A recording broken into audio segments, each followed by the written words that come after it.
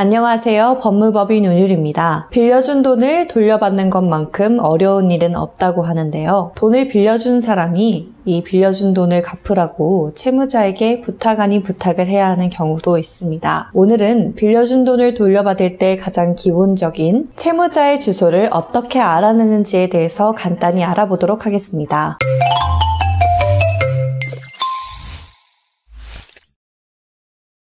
채무자 주소가 왜 필요하지 궁금해하실 분들도 있으실 텐데요. 요즘에는 핸드폰으로 연락을 하면 되지 왜 주소까지 필요한지 생각이 드실 수도 있습니다. 그렇지만 채무자의 주소는 법적인 절차를 진행하기 위해서는 가장 필수적인 요소 중에 하나인데요. 소송을 제기하여 소송을 진행하기 위해서도 채무자의 주소가 필요하고 나중에 판결을 받아 강제 집행을 진행할 때도 이 채무자의 주소가 꼭 필요합니다. 제일 먼저 채무자의 주소를 확인할 수 있는 방법은 먼저 소송을 제기한 후 법원으로부터 주소 명령 보정을 받아 이를 가지고 주민센터에 방문 후 이 채무자의 초본을 떼는 방법이 있는데요. 이렇게 주소 보정 명령을 받기 위해서는 먼저 소송을 제기하여야 하고 일단은 내가 알고 있는 이 채무자의 주소로 소장을 송달시켜야 합니다. 소장을 보냈는데 채무자가 이 거주지에 살고 있지 않아 송달되지 않은 경우 법원에서 주소 보정 명령이라는 것을 보내주게 됩니다. 주소 보정 명령 서류를 가지고 주민센터에 방문을 하면 이 채무자의 초본을 뗄 수가 있는데요. 이를 통해서 이 채무자가 전입신고를 하고 살고 있는 이 최근 주소를 확인하실 수 있습니다. 이를 다시 법원에 제출하여 주소를 수정하고 다시 소장을 송달시킬 수 있는데요. 그럼에도 불구하고 채무자가 소장을 받지 않는다면 공시 송달을 신청하여 판결 없이도 승소 판결을 낼 수 있습니다. 다른 한 가지 방법은 이해관계인으로 주민등록 초본을 발급받는 법이 있는데요. 이 방법은 소송을 통하지 않고 채무자의 주소를 알아낼 수 있는 방법입니다. 준비물은 이 차용증과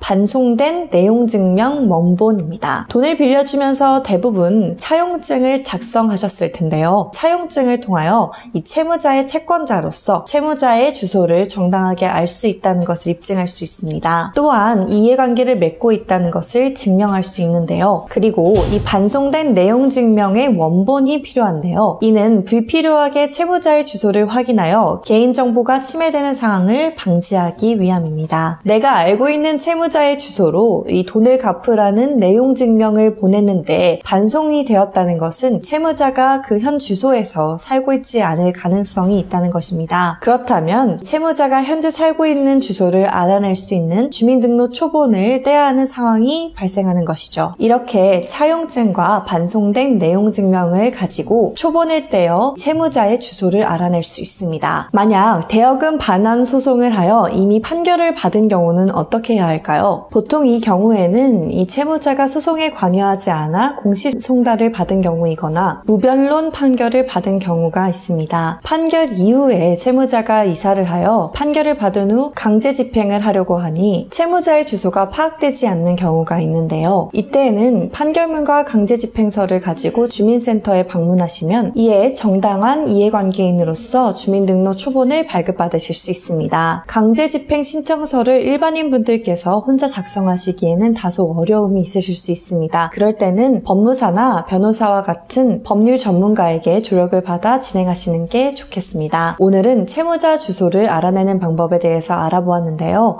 오늘 내용도 유익하셨다면 좋아요와 구독 부탁드립니다. 그럼 다음 시간에는 더욱 유익한 정보로 돌아오겠습니다.